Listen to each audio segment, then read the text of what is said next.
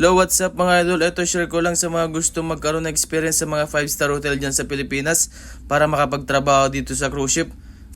Share ko lang to baka sakaling makatulong sa inyo at magkaroon kayo ng idea kung saan tayo mag-apply. So balang gagawin natin, pumunta lang tayo ng Google mga kamarino at isearch natin 5-star hotel career in Philippines.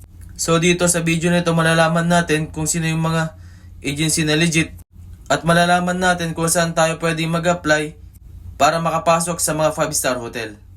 So dito pag sinearch natin, lalabas ang website ng JobStreet. So para sa kalaman ng lahat mga kamarino, ang JobStreet ay nangungunang online job board sa Pilipinas. Para sa mga interesado, may application din pala ng JobStreet. Pwede natin tong i-download sa Play Store o kaya sa Apple Store mga kamarino. Dito nga rin pala nagpo-post ang mga legit na agency ng mga available na position. Kaya dito marami tayong mahanap na trabaho mga kamarino. Dito kailangan lang natin mag-register. Kailangan lang natin dito mag-register at gumawa ng resume mga kamarino. Pero wala kang babayaran dito kahit piso. So dito pag clinic mo yung JobStreet mga kamarino, lalabas na yung mga available na position at kung saang 5-star hotel at kung anong may hawak na agency mga kamarino. At yung mga ibang position nakalagay na rin at makikita na rin natin kung magkano yung buwanang sahod mga kamarino. So dito, scroll lang natin at hanapin natin kung ano yung trabaho na gusto nating pasukan mga kamarino. Maraming trabaho dito at maraming available na position.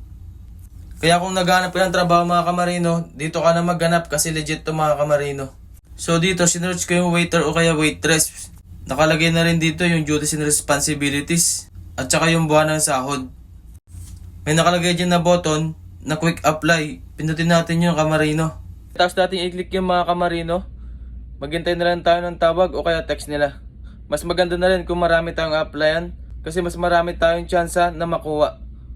Pero kung sakaling hindi ka pa nakapag-register sa JobStreet, ay bibigyan ka ng instruction ni JobStreet na kailangan mo muna mag-register bago makapag-apply sa website nila.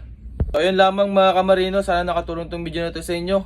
At kung sakaling nagustuhan nyo itong video na to, pa-share na rin ako, pa-like and pa-follow na rin ng page ko. Pero lagi natin tatandaan mga kamarino, lagi tayong mag-ingat, lagi tayong mapagmatsyag sa mga scammer. Kasi nagkalat na po yung mga scammer ngayon. Pag alam nyo kaduda-duda na, yung mga ina-applyan natin, nanghihinga na ng pera, ay magdalawang isip na tayo mga kamarino. Yung mga legit na agency mga kamarino, hindi basta-basta nanghihingi ng mga pera yan. Kasi yung mga legit na agency mga kamarino, hindi nangongolekta ng pera yung mga yan.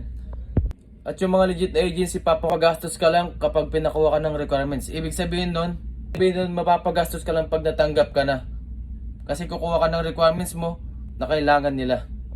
Lamang mga kamarino para sa mga gusto mag-apply dito sa cruise ship at makapagtrabaho. So, mas maganda kumuha muna tayo ng experience dyan sa Pilipinas. Mas maganda sa mga 5-star hotel.